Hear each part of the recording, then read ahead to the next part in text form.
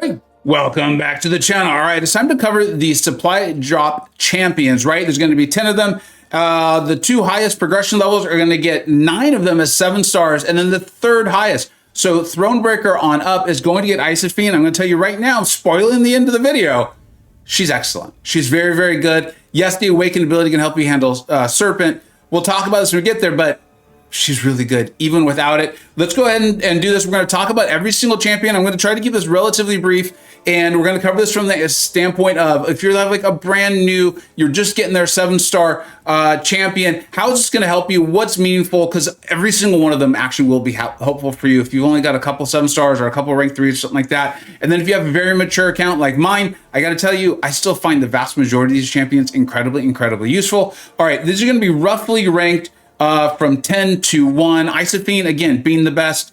Let's go ahead and jump into this. Okay, the first champion we're going to cover is Gwenpool here. I'm hoping to get mine soon. You have to go back years. I loved this champion, played her so much. I mean, we're going years, like before war seasons even started. Very cool that she's coming as a 7-star. I'm personally very excited about it.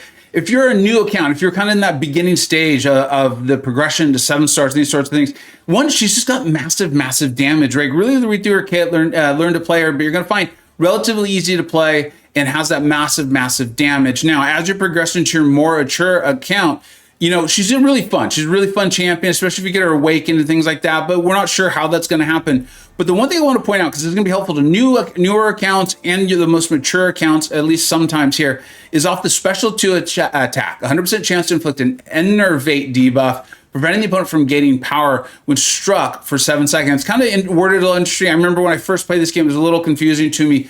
What this is doing is your combat power rate, right? This is going to prevent them from gaining combat power when you're hitting them, right? A lot of our mystics, our science champions are handling the ability power rate. Think of the passives or from a node or the buffs and things like that. This is when you're actually hitting them. It can be a real problem. This is something that Kabam can put on nodes or in defender kits. The fact that she's able to handle that for you, just zero it out, and then you see the second bullet point, when this effect expired, it has a chance to consume 1 bleed, which you're applying relatively regularly. So you're going to be able to keep this up, do your damage, and be able to prevent them from completely gaining power. I'm not telling you she's one of the best champions of the game. She's not, but if you're just coming up and if you have a mature account, this is something that you could find useful outside of just a big damage dealer. That's a lot of fun. All right, moving on to, like I said, roughly kind of ranked as number 9. And I will say, I think we've already gotten to the point where I think even your mature accounts are going to probably still find uses for these champions.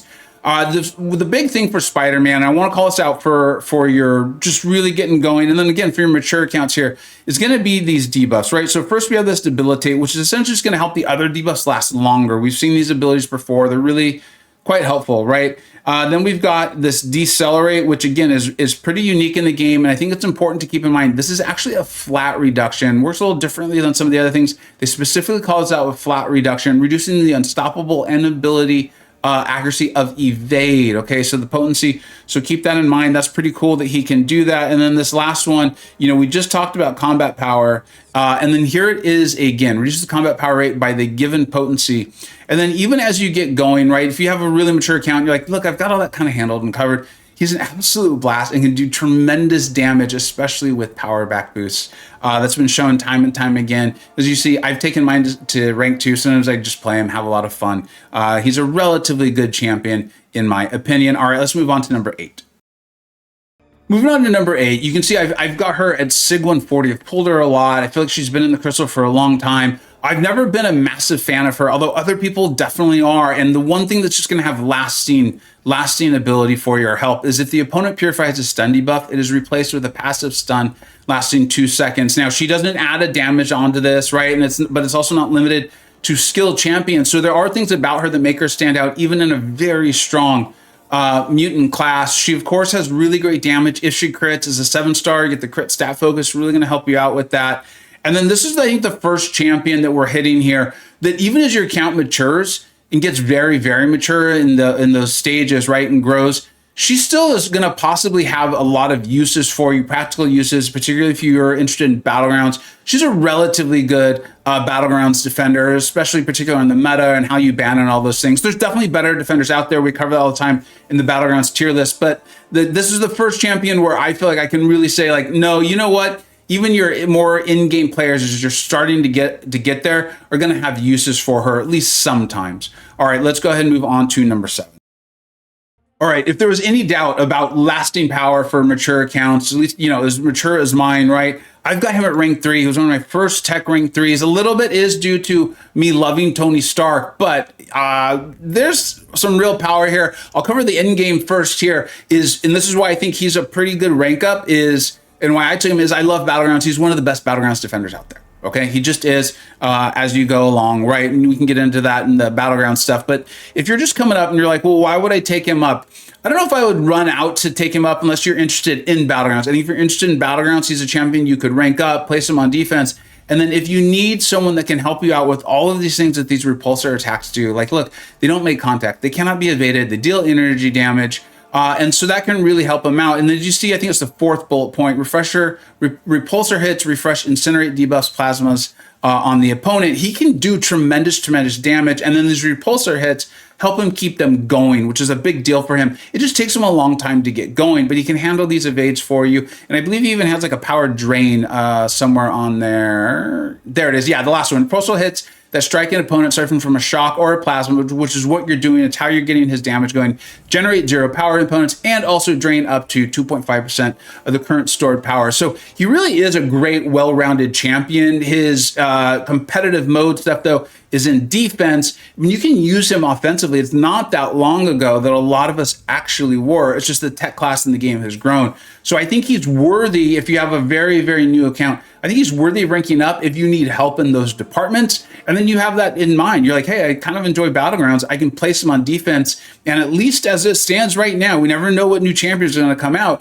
You're like, I can be placing him on even extremely high tier Battlegrounds defense, and he's going to do really, really well for me. So I like this champion a lot. I think that's obvious. All right, let's move on.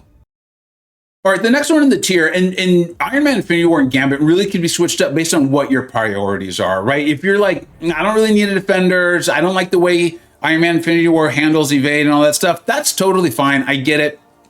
Don't worry about it. Now, if you're like, I need a mutant who can do big damage, I need someone who's going to help me out with the damage back mechanics, Gambit might be the one for you. In fact, it wasn't, again, that long ago. You can see I have him at rank 2. I have him at relatively high sig. He's great with his own relic because it helps make sure he gets that crit. Now, it's right here, the medium, heavy, special 1, special 2 attacks. These attacks utilize a burst of kinetic energy. Striking with them reduces, okay, moving on. It's reducing the direct damage effects by 100%. So this is an Attuma counter, this is a core counter, helping you handle any of those like direct damage things back to you. And then also this SP2, when it crits, does tremendous damage. So this is good for, up and coming. And then if you're a mature account and you're like, hey, I need this, he's also a lot of fun, right? It wasn't that long ago that my buddy Meadow was using him in Grandmaster's Gauntlet as a horseman. Really, really cool horseman abilities. Those things, he's incredibly well built for what he's supposed to do. You can see he's even got a thing about like while he's blocking. This is a very good champion. It's just the game has continued to grow, and we've gotten mutant champions over the last couple of years that are very, very eye-popping, right? Onslaught, Dazzler, we could go on, Dust, Danny Moonstar. They're kind of like, they've done a bit of the Venn diagram to him, like things that he used to cover. Other champions have come in and you might be able to use them elsewhere. But I do think he is a good champion and worthy of ranking up if he's going to help you handle any of those things. If you're looking for the defender in Battlegrounds, Iron Man Infinity War. If you're like, I need an attacker, I would take Gambit to rank 2. I would not rush to rank him to rank 3 though. Okay. Where Iron Man Infinity War, I would go ahead and put him to rank 3 because you're going to be able to use him as a defender. All right, we've definitely reached the stage where no matter where your account is, I think this is a very worthy rank up. I don't think you need to look for like specific things or anything like that. If you're just coming up, I think you want to definitely take a look at this neutralized portion. It's in the spells. This is just what stands out to me. There's not a lot of neutralize out there. Remember, these are champions, and this ability is going to prevent buffs from ever coming up.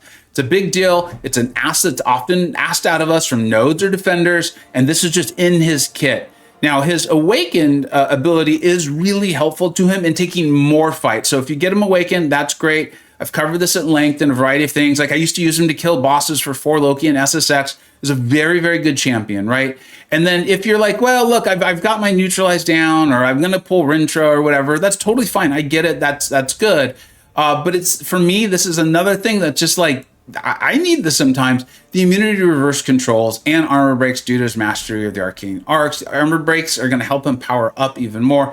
And then reverse controls, it just seems like something Kabam decides to add when they're like, this is tough, but it could be tougher. And they're like, boom, reverse controls. And so I enjoy having my Wiccan for things like that. I'm very happy having him at rank 2. I'm not at the moment in a hurry to take him to rank 3, but that's just because I love Mystics and I love all these new Mystics that have been coming out. So that's a bit more of like a personal preference. All right, let's go ahead and move on.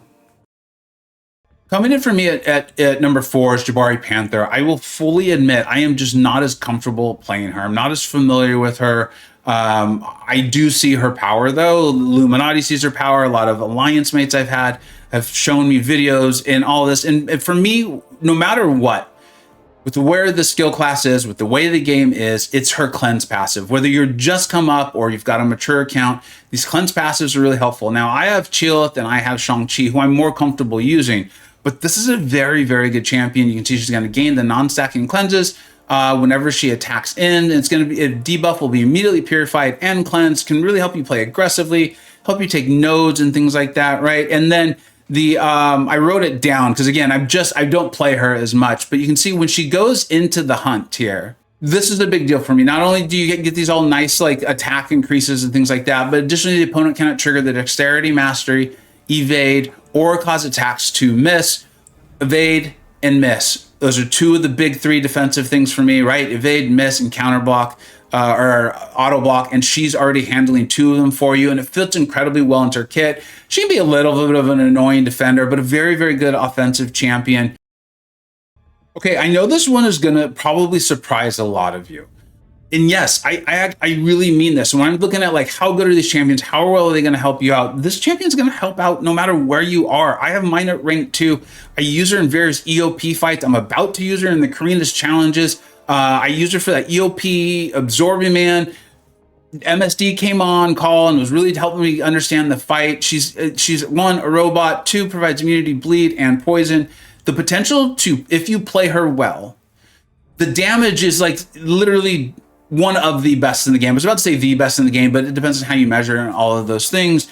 Her SP1 is incredibly practical, and you can help keep your opponent from getting to 3 bars of power. You can consume her pre-fight abilities. She can help save you items with her heal if you need to revive her. She truly is a fantastic champion. I think we just don't see more out of her, and she's not one I play more frequently because she's rarely like the dominant best in a competitive mode.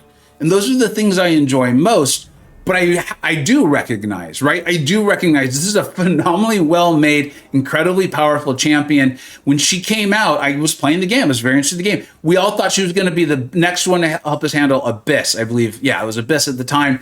And it just didn't work out for her, the way her carryover damage mechanic and things were. And so I think as a result, she had this massive hype that no one ever told us she was going to have. We just wanted her to. And, you know, we were reading the tea leaves a little bit, and then it didn't work out. And so as a result, I think people have been less likely to go back and look at her. But now that we've got EOP, which seems to be a relatively regular thing, and these sorts of health pools, she's phenomenal. She's great for it. It is not surprising. And you're going to see her continue to rise, actually, when we do my top 10s. And then also we do the final tier list for the year here in December. She's a great champion. You're new to the game, or you're new to 7 stars and ranking them up, or you've really mature. You see, I've got mine at rank 2.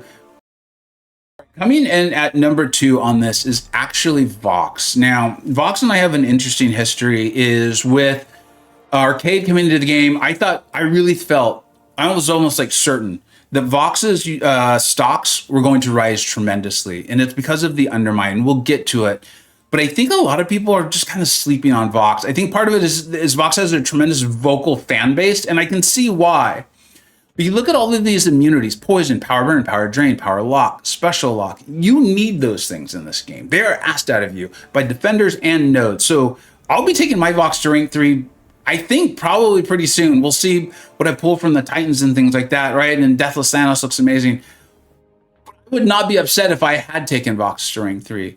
The other thing that is incredibly important here and just unique in the class, it's something I always look for. These buffs, so Vox gets these buffs, these corrupted buffs, and transfers them over. Degen, which almost no one is immune to, or no one is immune. Very few people or champions have resistances. These buffs have a 300% ability accuracy and last indefinitely, right? That's going to help you get around some like the neutralize that we just saw that has a 100%. This has a 300%. It's how this game works. I know, it's kind of weird.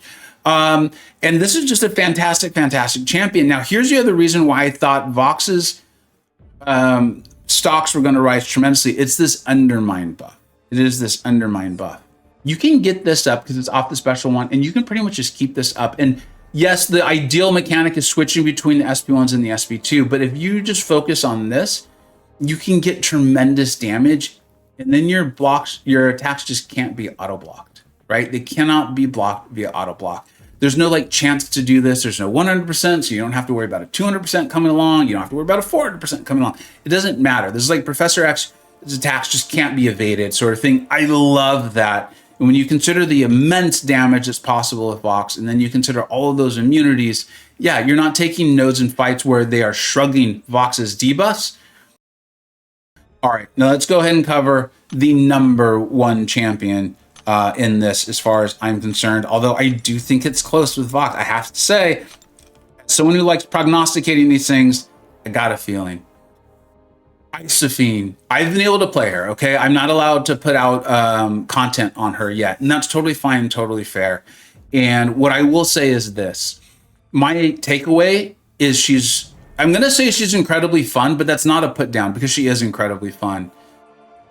Her ability to gain power and then use that fractured power bar, they did a phenomenal job with it, and it gives you control over how you're utilizing your specials in the fight that I've maybe never played before, right? You can tell that they've been building towards this. I would rank her on Awakened. Yes, the Awakened ability, it's clear, right? This is the whole serpent counter right there in bullet point 1. I'll also tell you, bullet point 3 is really helpful. When her videos come out, you're going to see that she can be kind of nukey and good in battlegrounds, but a lot of that's going to be in buff heavy matchups, and also because of this power gain she can get at the start of fights. It is really helpful, and it's helpful to her kit, but when you want a nullifier, which is what she is, and Mystic has kind of gone away from that for a while, but I think it's back. And you think about the defenders that are coming out, right? Like Medusa, and, we don't have Annihilus out. There's other champions. Hyperion is now out, where the defensive ask is actually to nullify. It feels back, and she's powerful enough where I feel very confident she's going to be incredibly powerful and she's going to have lasting power.